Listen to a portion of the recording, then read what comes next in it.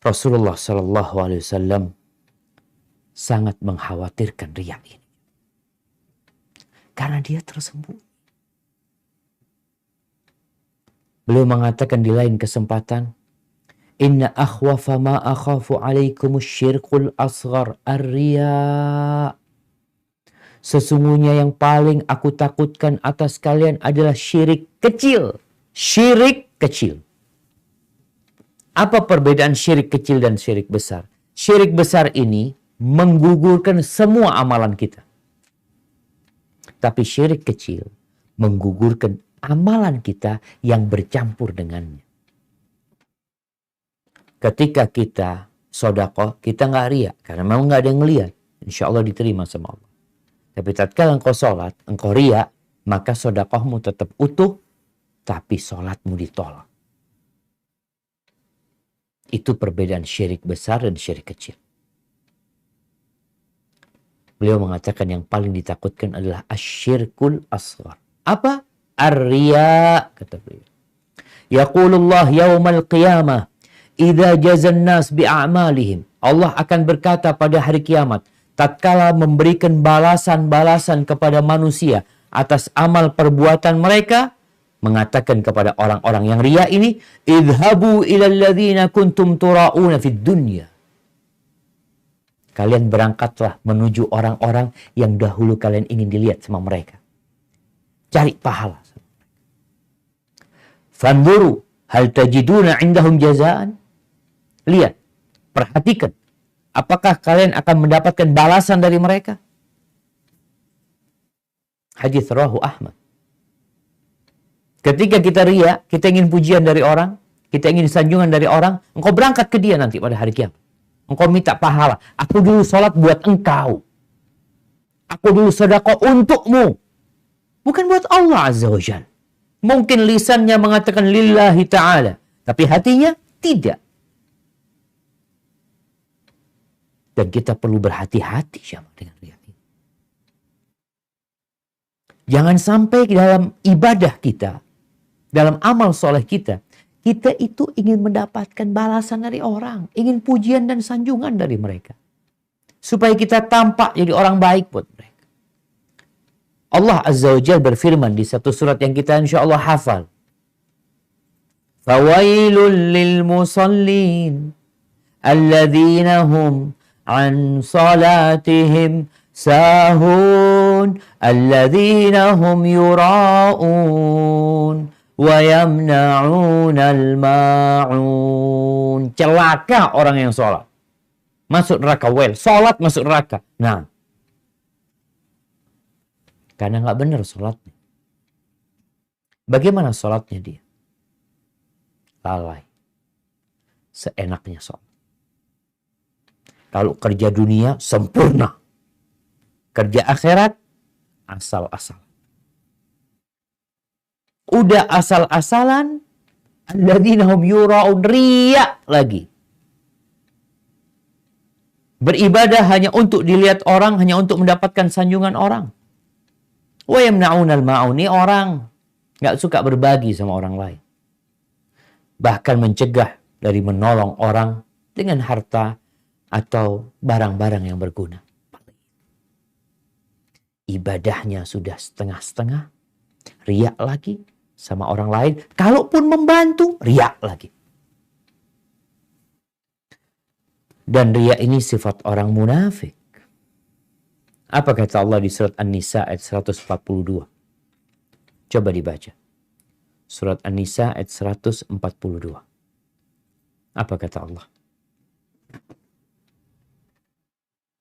Silakan, Kang Tisna. Malam ini ayat suratnya akan dibacakan oleh Kang Tisna. Tafadhol. Naam, tafadhal.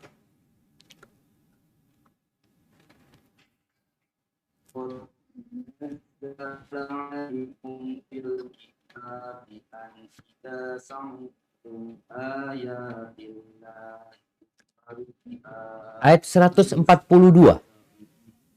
An-Nisa 142.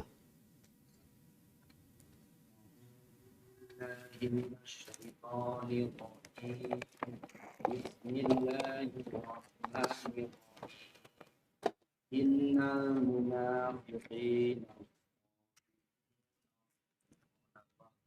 qadimun wa idza qamu ila sholati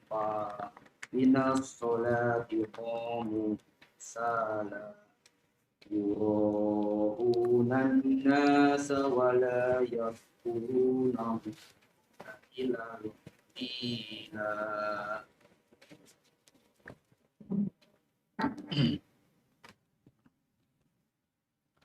Terjemahannya Kang?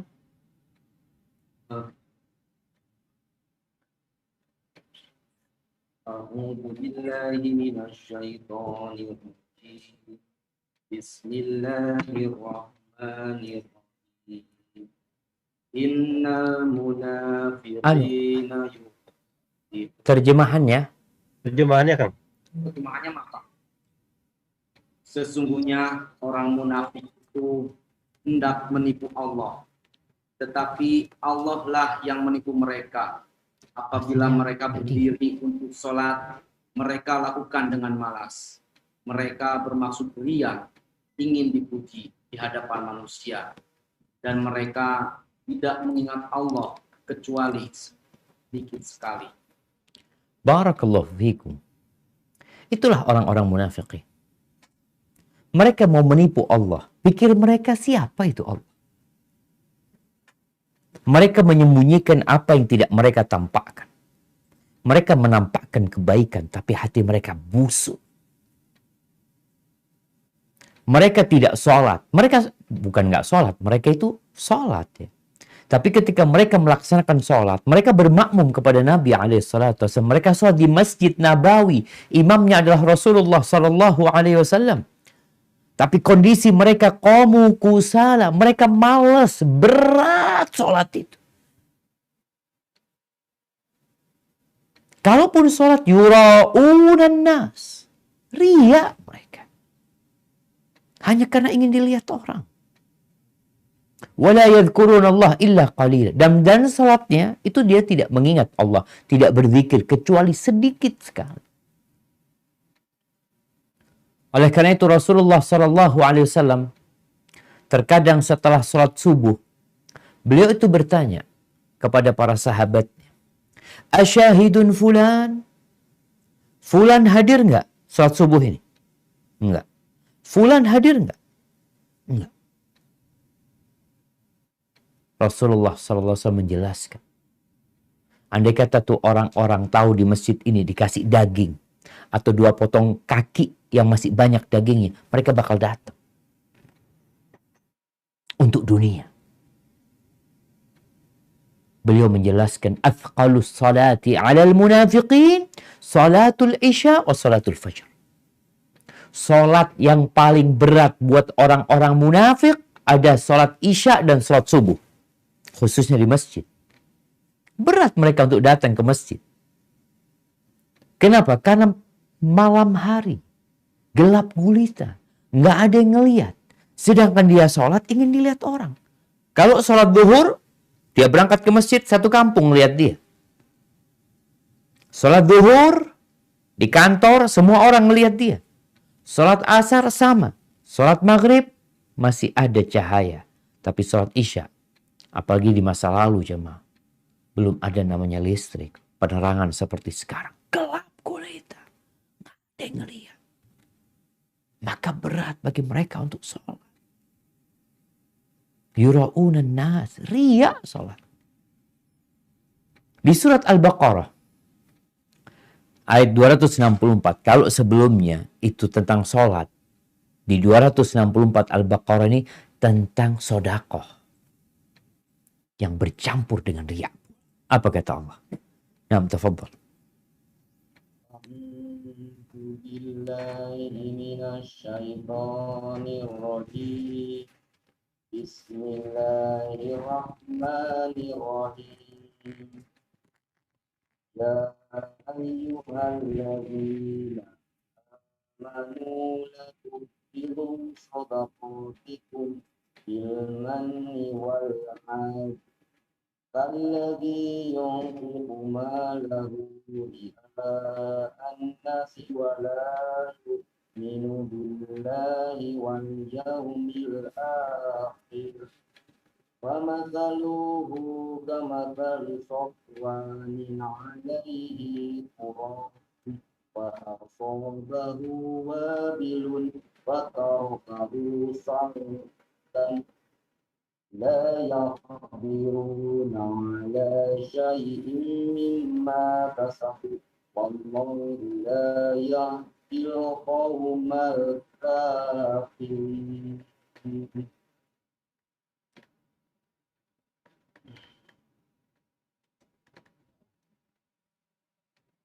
Wahai orang-orang yang beriman, janganlah kamu merusak sedekahmu dengan menyebut-nyebutnya dan menyakiti perasaan penerima.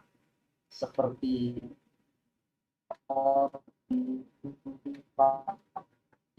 pamer kepada manusia dan dia tidak beriman kepada Allah dan hari akhir. Perumpamaannya, orang itu seperti batu licin yang di atasnya ada debu. Kemudian batu itu ditimpa hujan lebat, maka tinggallah batu itu licin lagi. Mereka tidak memperoleh sesuatu apapun dari apa yang mereka kerjakan. Dan Allah tidak memberi petunjuk kepada orang-orang kafir. Barakallahu fikum. Allah mengatakan kepada orang-orang yang beriman, kalian beriman. Jangan membatalkan sedekah kalian. Udah keluar duit, dapat dosa. Gimana coba? Gara-gara al-man wal adha. Mengungkit-ungkit, menyakitin orang. Seperti siapa nih orang? Orang yang mengungkit-ungkit pemberiannya. Menyakitin orang yang dia kasih. Dengan ucapan. Atau dengan lisan dan tulisan dia. Seperti orang yang berinfak ria'an nas. Ria dia berinfak. Gunanya. Allah contohkan seperti sebuah tempat yang besar mungkin. Batu tapi tempat itu. Di atasnya seakan-akan ada tanah. Orang berpikir tanah itu bisa ditanami.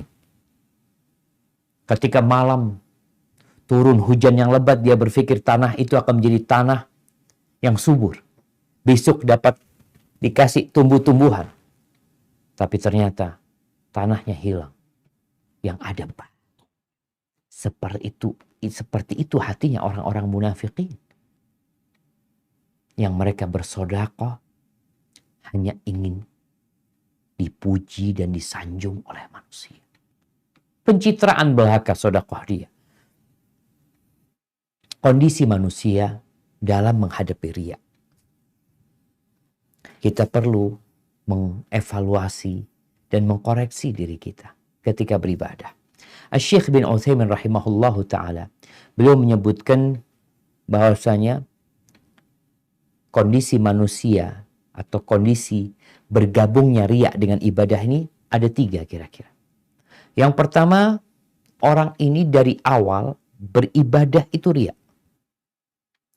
Dari awal, niatnya dia sholat itu untuk dilihat orang. Dia sebenarnya nggak sholat. Ngelihat ada bosnya datang langsung dia Allahu Akbar. Sholatnya batal. Karena sejak awal dia niatnya dipuji orang. Kondisi yang kedua, riyanya ini masuk ke ibadah ketika dia sedang melaksanakan. Artinya, dia niat awalnya ikhlas lillahi ta'ala. Kemudian riya itu datang. Di tengah-tengah sholat dia, di tengah-tengah ibadah dia. Maka ibadah orang ini tergantung jenisnya. Ada ibadah yang awal sampai akhirnya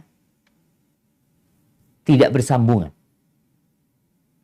Seperti orang punya duit 100.000. Dia sedekah 50.000 ikhlas. Lalu dia sedekah lagi 50.000 riya. Maka yang 50.000 itu ikhlas.